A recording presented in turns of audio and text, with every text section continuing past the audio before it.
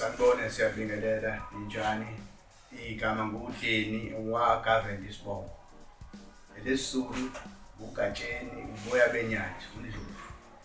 Leli gama elithi Ndlovu liqhamuka ngokuthi ngangikhule namaZulu. Ngakhula namaZulu ngisewumntwana omncane, ngina 4 years old. Ukusuka lapho sasihlala edolobheni lasePietermaritzburg ila ngazalelwa khona. Sahlala nomndeni wasekhaya. Ubaba ongizalayo umlimi. Uma ehlala edolobheni ubaba uhlala le emakhaya la emlimi khona la kade esebenza khona. Waze wasithatha ubaba, wasithatha from eThawini. Wasethi no, sesohlala naye emakhaya esikhona emafami. Ilapho-ke sengineminyaka ewu4 uGatsheni uDeni lona wayenomakhelwane nabangani bamaZulu. Ilapho-ke ngathola khona ukuthi ulimi lesiZulu ngisheshe ngamukela nesikole lesi ngangifunda kusona kwakuyiThornville Primary School khona eThornville. Nabangani bami abahlala eHopewell nakaSkopo, indawo 2 kaSkopo. Ilapho-ke sasihlangana njengabangani sidlala ibhola, sisingela, sidobe, sikhanda iy'nqola zocingo, sikhanda nalokho okucijile lokubumsari yabo, ama-bow and arrow. Sakhula nje kamnandi emakhaya. Ukusuka kwami-ke lapho sengofunda i-high school, sengiqedile ukufunda kwi-primary school. Ilapho-ke sesasuka nge-block transfer sizongena edolobheni ePietermaritzburg ngizofunda e-EPS, Esther Payne Smith High School. Ilapho-ke futhi akuzange kuphele, nginabangane futhi lapho abamaZulu kakhulukazi bethathekile ngokuthi uGatsheni uDeni lona awunomehluko ngoba ukhuluma isiZulu kakhulu. Ngangibaqoqa-ke abafrendi ngidlale nabo futhi ibhola. Angidlala kakhulu nami ibhola, u7, 9 and 11 kwama-position ami. Ngangiwashaya kakhulu futhi amagoli. Ilapho-ke futhi ngathatheka sengise-high school ukuthi ngabona ukuthi isiZulu sinomlando futhi. Ngabona ukuthi hawu, kuney'bongo ngey'bongo ezihlukahlukene ezinemlando eziney'thakazelo. Umfowethu wakaMkhize belokhu ithi awukhabazela, owaKaNdlovu bathi Gatsheni, owaZondi bathi Nondaba, owaMadlala bathi Khabataba. Ngase ngabona ukuthi no, yabona kuyi-opportunity nami ngibambe. Kanti angizange ngibone ukuthi kuzoba into enkulu kumina. Ngabamba iy'bongo mhlawumbe ezidlule ku-500. Ngaze ngabhala-ke lokho kwiphepha. Ngabhala phansi-ke na iy'bongo ney'thakazelo. Kanti little did I realize ukuthi okuya phambili lezi y'bongo ney'thakazelo zingixhumanisile namaZulu amaningi, ngoba uma ubingelela ngesiZulu noma uthola isibongo sesiZulu uthakazele, ubona ukuthi nje bayathokoza kakhulu, they get very happy. Nami ngiyathokoza kakhulu. Kulapho-ke sengiqeda isikole saka-high school sengosebenza. Ngathola umsebenzi okuyitoko endaweni ekukhanda khona iy'cathulo, njengoba nibona kunomshini. Ngiwubambe lo msebenzi. Ngiwubambe lo msebenzi, ngisebenze for more than 25 years khona esitolo esikhulu ePietermaritzburg esikhanda iy'cathulo. Ilapho ngabamba khona isandla somsebenzi, njengoba nibona manje sengine-workshop eyami ephelele ekhanda iy'cathulo. Ngizikhandela nje i-South Africa yonke jikelele. Ngifaka amasoli, ama-Philips, nethende, ziningi iy'cathulo. Abafowethu abase-South Africa bayangikhoriyela iy'cathulo. Akupheli lapho.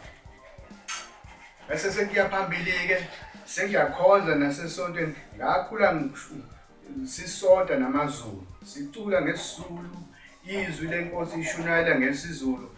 Nami ngathanda kakhulu nami ukucula nangesiZulu nokushumayela. Manje sengibekwe esikhundleni ukuthi sengumfundisi, ngibuye ngishumayela futhi nangesiZulu. Nginebhayibheli lami lesiZulu futhi engishumayela kulona, ngivakashe ngishumayela. Nakwi-TikTok ngikhona, ngikhiphe iy'bongo ngiyaba-encourage, ngiyashumayela, ngiyacula, ngikhipha nalomsebenzi lo nguwenzayo. Ngiyibona lokho okuyimpilo yami-ke lesi engifuna ukuyishare ne-South Africa yonke ukuthi ukudeni waka-government ukhule namaZulu futhi uyakubonga lokho. And okunye futhi okukhona bafowethu, for the number of years ngisebenza ngey'cathulo, more than ungasho ukuthi 90% kwempilo yami ngiphila ney'cathulo. Kwesinye isikhathi uyaziphupha iy'cathulo ebusuku molele. And futhi mhlawumbe mosusuhamba nge-internet mhlawumbe uvakashe nawo-mall noma abangani bakho, into yokuqala nje usuke uqaphele nje usuke ubheka iy'cathulo ukuthi ugqokeni la ngaphansi. Ngobani? Usuke usuhlangene ngey'cathulo. Yabona nje impilo yakho kuyafana ukuthi manje mengase ngiyifaka ngamanye amazwi, it's like shoes are in my blood. Isegazini. Iyona into engiyaziyo. Futhi bengakubona ukuthi ugqoka isicathulo lesi sengiyakwazi ukuthi hayi umuntu okanje. Futhi ngecathulo ngiyakwazi ukuxhumana nawe more. Kuba khona i-relationship. Fe ngikuncoma ngithi bhuti noma sisi, sihle lesicathulo sakho. I-choice yakho yecathulo zinhle. Futhi kuba indlela yokuthi nami ngipromote ibhizinisi lami ngokuthi ngingathanda nami ukukhandela iy'cathulo zakho ngelinye ilanga ngoba ngumkhandi. Njoba ngibona ukuthi nawe ugqoka iy'cathulo ezinhle. Iy'cathulo le bafowethu isegazini, ugatshela udokotela wey'cathulo. Ngibingelela igama lami nguMlondi wakalanga, ngokuhlala ngihlala khona la eCopsville endaweni kuthiwa iseNketheni. La sengibe nesikhathi wena ngihamba ngifuna namatoho. Ngahamba ngagcina sengithole yena umsebenzi wokugeni. Ngoba phela ngiqala ukuhlangana naye. Ngafika mina kahle mina ngangihamba ngenza umsebenzi house maintenance. Kodwa ngafika la ekhaya kwakhe ngizomenzela naye kwakhe la omunye umsebenzi. Kodwa ngiyabheka ngabona imishini, ngabona yonke lento, ngabuza ukuthi hayi angeke uyasebenza la, usebenza kanjani? Wathi hayi ngenza iy'cathulo. Angathi nami ngathanda ukuthi ngisebenze naye. Wasethi hayi inkinga ngiyofika ngisebenze naye. Kodwa uqala ukusebenza kwami naye ngaqala ngoJanuwari sanda kuqala. Kodwa nje sengibona ngazuthi nje kade ngaqala ukusebenza lana, futhi sengifunde nesinye isifundo ukuthi isicathulo asigugi. Bese sithe ukuthi sasilanda sisithi la ekhaya vele sivuke sibe umqemane. Angazi nje ngibona isicathulo silahle ngizwe. And bafowethu kunama-challenges nje nawe oyingxenye mhlawumbe obhekene nokuthi uthathe umsebenzi noma ufuna ukuvula ibhizinisi lakho. Mawukuthi awunawo amandla like njengezimali ukuyi-capital, ukuyi-enroll, ukuyibeka to lay out cash. Ngoba vele mina ngasuka kule nkampani enkulu ngangikuyona ngingenalutho. Kodwa amathemba ami evele kukhona kuJehova. Njengoba nibona naleli bhilidi leli ngaxhaswa yisonto nomunye umfowethu wangixhasa khona, and naleli mshini le ngathangela umakoti engashada naye.